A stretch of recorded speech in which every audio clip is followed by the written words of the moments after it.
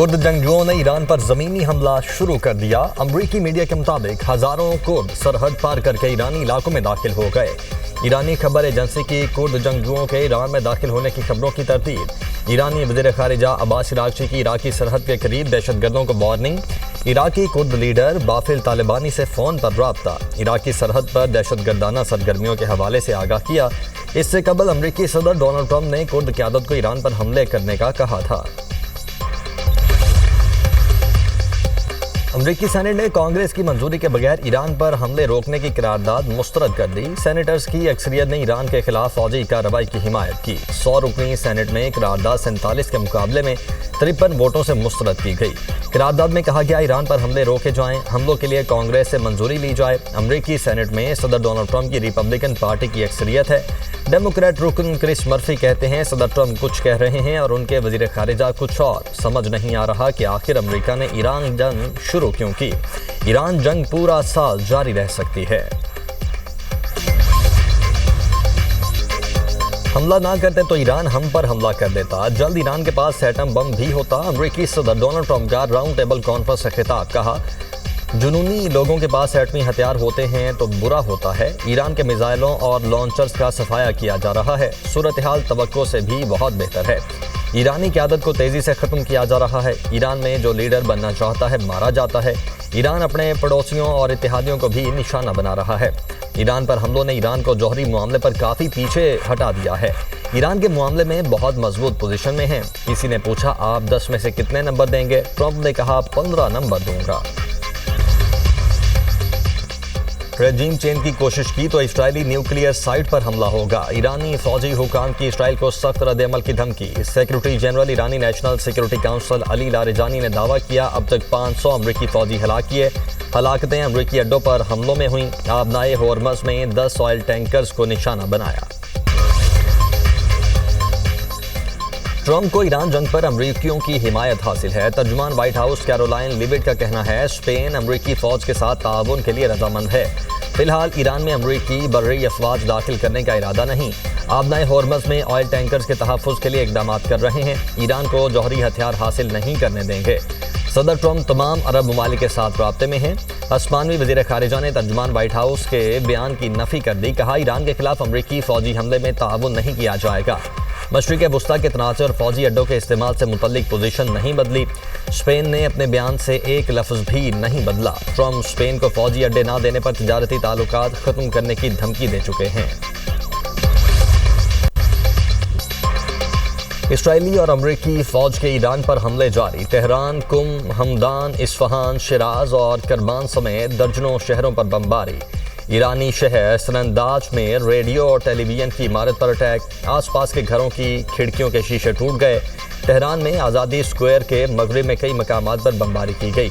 اسرائیل نے Mehrabad airport کے علاقے کو بھی نشانہ بنایا۔ امریکی اور اسرائیلی حملوں میں ایران میں جاں بحق افراد کی تعداد 1045 ہو گئی۔ اسرائیل کے لبنان پر حملوں میں بھی شدت۔ رہائشی کمپلیکس پر حملہ، 3 افراد شہید، 6 زخمی ہوئے۔ لبنان میں شہادتوں کی مجموعی تعداد 75 تک پہنچ گئی۔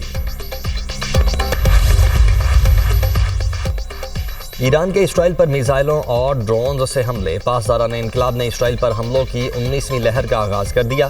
پاسداران انقلاب کا کہنا ہے اسرائیل کی جانب 40 سے زائد میزائل داغے۔ لبنان کے ساتھ جھڑپوں میں 2 اسرائیلی فوجی زخمی۔ سعودی وزارت دفاع کے مطابق الخرج شہر کے باہر 3 کروز میزائلوں کو تباہ کر دیا گیا۔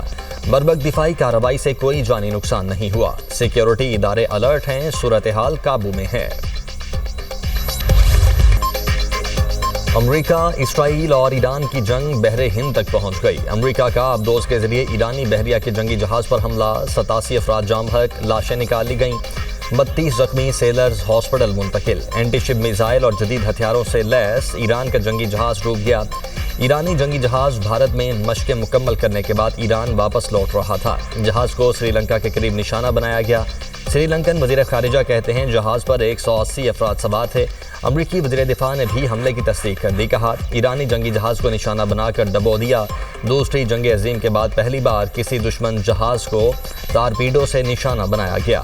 ٹرمپ کے قتل کی سازش کرنے والی ایران کی اہم شخصیت کو ہلاک کر دیا گیا۔ भारत से आने वाले ईरानी बहरी जहाज पर हमले के बाद नरेंद्र मोदी पर तनकीद। कांग्रेस रहनुमा पवन खेरा का कहना है ईरानी बहरी जहाज को भारत ने मदऊ किया था। भारत का अपने खित्ते में अब कोई असर और रसूख बाकी नहीं रहा। क्या ये जगह भी खामोशी से वाशिंगटन और तल अबीब के हवाले कर दी गई है? भारतीय तजियाकारों के मुताबिक वाक़े के बाद नई दिल्ली में हुकूमत की खारिजा पॉलिसी और असर और रसूख पर सवालात उठ गए हैं। उन्होंने हुकूमत से पूछा है भारत का इस तनाज़े में क्या किरदार है। अमरीकी कार्रवाइयों में भारतीय सरजमीन या वसाइल का इस्तेमाल हो तो भारत भी जंग में शरीक नजर आ सकता है। इसके खतरात बहुत ज़्यादा हैं। बमबारी से अमन और इस्तेहकाम हासिल नहीं किया जा सकता। अमरीकी अवाम झूठ पर मबनी ना खत्म होने वाली जंगों से तंग हैं। अमरीकी रुकने कांग्रेस अल्हान उमर का कहना है ट्रंप ने ईरान के खिलाफ गैरकानूनी जंग का आगाज़ किया। फौजी हमले हमें कभी महफूज नहीं बना सकते। कार्रवाइयाँ खित्ते को मजीद इंतशार का शिकार करेंगी। हमने जब भी सिफारतकारी को छोड़ा तबाही फैली। आम शहरी जंगों की कीमत चुकाते हैं।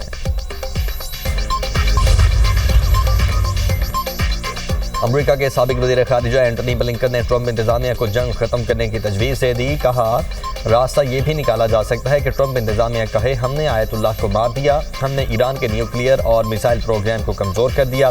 ट्रंप इंतज़ामिया मुस्तकबिल ईरानी अवाम पर छोड़ दे। ईरान के खिलाफ गैर ज़रूरी जंग लड़ी जा रही है। साबिक सरबराह MI6 का टीवी इंटरव्यू। कहा ईरान की जानिब से पेश की हमले का कोई खतरा ही नहीं था। ईरान में अब अगर सूरत हाल बेहतर भी हुई तो वो वेनेजुएला जैसी होगी। ईरान में इससे कहीं ज़्यादा खतरनाक सूरत हाल पैदा होने का भी खदशा है। ईरान के साथ जंग नेतन्याहू की जंग है। नेतन्याहू ने अमेरिका के साथ दौरे करके ट्रंप को जंग पर आमादा किया। साबिक सऊदी इंटेलिजेंस चीफ शहजादा तुर्की अल फैसल ने कहा है कि इस्राएली वज़ीर आज़म इसराइल का आइन तब्दील करना चाहता है, मुतलकुल अनान हुक्मरान बनना चाहता है। नेतन्याहू चाहता है वो बिला रोक टोक जो चाहे कर सके और इसराइली आइन उसे तहफ़्फ़ुज़ दे। मशरिक़ वस्ता में ईरान की कार्रवाइयों पर अमरीकी सदर ने हैरत का इजहार किया। सदर ट्रंप के हैरत ज़दा होने पर बड़ी हैरत है। सऊदी वली अहद समेत खलीजी मुल्कों के सरबराहान ट्रंप से कहते रहे ईरान पर हमला ना करें। सबको मालूम है ईरान जवाब में खलीजी मुल्कों में अमरीका के फौजी अड्डों को निशाना बनाएगा। ईरान पर हमलों के नताइज के मनफी असरात से अमरीका भी नहीं बच सकेगा। अमरीकी और इस्राएली हमलों ने ईरान को जवाब देने पर मजबूर किया। तेहरान के पास जवाबी हमले के सिवा कोई और रास्ता नहीं था। ईरानी सदर मसूद पज़ेश्कियान का हमसाया खलीजी मुल्कों के नाम अहम पैगाम। कहा हमने जंग टालने के लिए सफारतकारी की कोशिश की। ईरान खलीजी ममालिक की खुद मुख्तारी का एहतराम करता है।